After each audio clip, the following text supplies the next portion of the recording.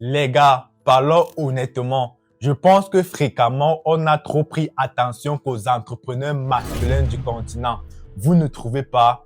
Donc, il est temps d'apprécier les figures féminines dans nos vies et dans le monde des affaires. J'ai donc sélectionné pour vous des pépites entre deux géantes du domaine entrepreneurial en Afrique. Il sera question dans cette vidéo de vous présenter leur chaîne YouTube en décortiquant le contenu enrichissant qu'elles partagent, ainsi que les avantages que vous tiriez à les suivre pour développer votre propre marché ou pour lancer votre premier business. Je vous présenterai les stratégies ou encore les armes qu'elles ont utilisées secrètement pour se hisser au sommet de l'afro-business. Et si tu restes jusqu'à la fin de la vidéo, je te dirai qui parmi les deux utilise la meilleure stratégie pour impacter plus de monde et dominer son propre marché. Là, en plus de cette plus-value que je partage avec toi, tu sortiras de cette vidéo avec 2 suppléments en bonus. Une bouffée de motivation pour te lancer sur YouTube et le nom de celle qu'il faut absolument suivre en 2023. Avant de commencer,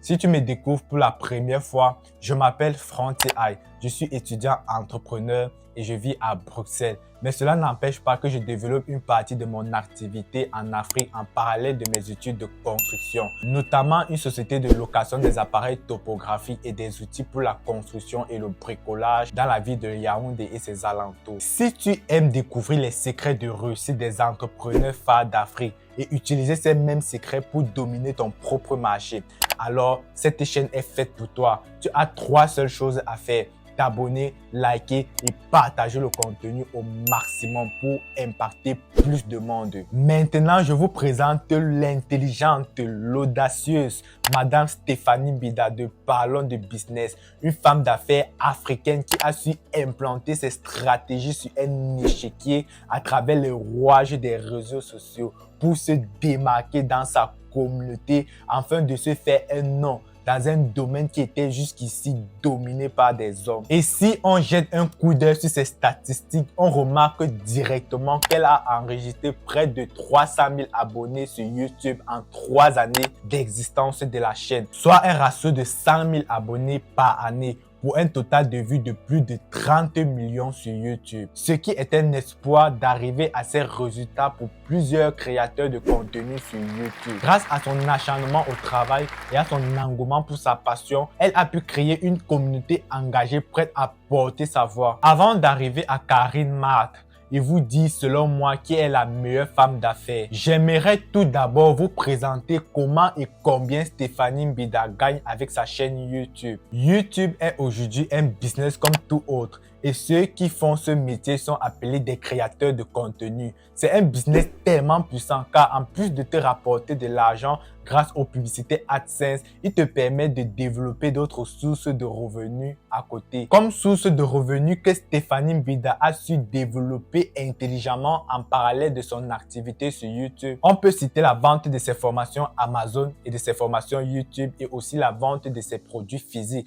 comme la vente des planeurs. Lorsqu'on parle de formation, tout le monde tend les oreilles pour que je parle de chiffres parce que vous savez que la vente de formation fait partie de plus de 70% du chiffre d'affaires d'un bon créateur de contenu sur YouTube. Mais malheureusement les gars, ces chiffres sont restés secrets. J'ai pas pu dénicher pour vous la somme qu'elle gagne réellement. Mais ce qui est sûr, elle gagne plus de 100 000 € par année avec toutes ses activités sur YouTube. Voici donc les stratégies ultimes qu'elle a utilisées pour se faire un nom. Parce que, comme on le sait bien, c'est le nom qu'on vend en entrepreneuriat et rien d'autre. Pendant que des youtubeurs célèbres tels que Yumi Denzel et Ibrahim Kamara utilisent le montage avancé pour captiver l'attention de leurs viewers sur YouTube et ainsi s'assurer une communauté engagée, Stéphanie Mbida a opté pour 4 techniques pour avoir les mêmes résultats. Ces 4 techniques sont le personal branding, qui avait pour but de se créer une image fictive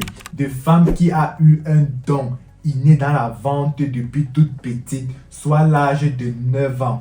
Ceci crée de manière inconsciente et subliminale une certaine légitimité auprès de son audience. L'humour ensuite, pour vulgariser ces informations de manière subtile. La technique 3, c'est les conseils gratuits mais déguisés pour appâter la clientèle autour de la problématique qu'elle traite, en leur offrant une partie de la solution ou des fois même la totalité de la solution, tout en leur laissant le libre choix de souscrire à un accompagnement ou une formation d'approfondissement pour aller plus loin. La dernière technique qu'elle a mis sur pied pour réussir sur YouTube, c'est le quiz entrepreneurial. Vous l'avez imaginé, c'est une technique très puissante qui permet de gagner des milliers d'abonnés à des temps records. Car inconsciemment, l'être humain est attiré par les gains et le challenge. Cette technique lui permet donc de captiver l'attention des viewers sur YouTube et ainsi se faire un nom. Maintenant, je vous présente Karine Marthe, la lionne battante du business africain. Bien qu'elle paraît avoir moins d'abonnés que Tiffany Mbida, il n'y a pas à la sous-estimer. Avec une chaîne principale de 250 000 abonnés qui porte son nom, elle a également créé 2 autres chaînes secondaires pour vous expliquer la dinguerie de la daronne, dont MC Business TV, une chaîne qui totalise près de 70 000 abonnés. Cette chaîne secondaire a pour principal objectif de mettre sur le devant de la scène des pépites montantes du business africain, afin qu'ils puissent avoir de la visibilité pour développer leurs affaires et par l'occasion motiver ceux qui les suivent à se lancer eux aussi. Les gars, j'ai remarqué que 80% de ceux qui regardent mes vidéos ne like pas et ne s'abonnent pas non plus. Pourtant, ça ne prend que 2 secondes. Likez les amis, abonnez-vous.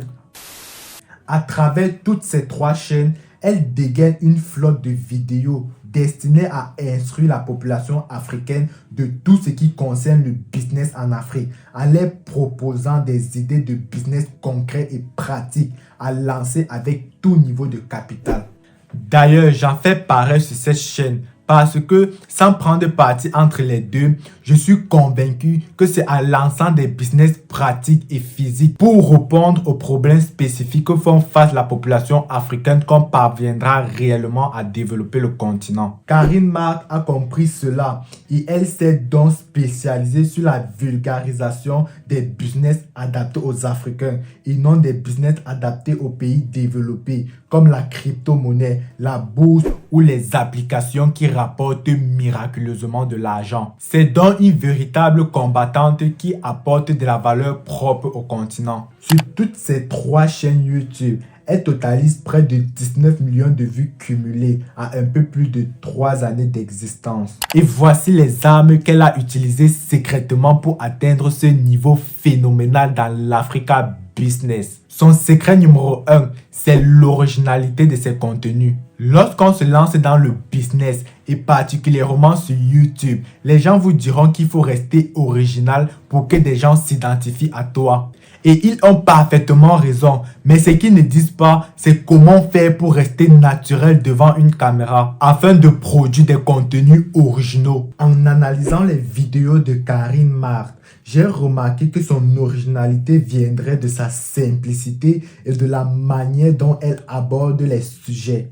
Pour faire simple, elle s'est créé des abonnés avatars divisés en différentes classes sociales et elle essaie d'adapter son contenu à chaque avatar afin de répondre à son problème spécifique, tout en utilisant une approche qui lui est propre.